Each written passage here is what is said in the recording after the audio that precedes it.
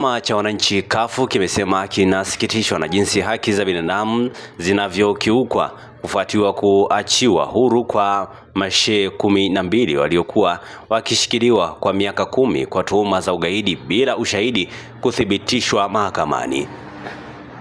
Katika taarifa iliyotolewa Machi 5, 2025 na mkurugenzi wa habari, uenezi na mahusiano na umma wa CUF, Engineer Mohamed Ngulangwa, chama hicho kimelaani kile kinachodaiwa kuwa ni ubaguzi na uonevu na wakumba Waislamu wengi wanaoshikiliwa kwa kesi za ugaidi.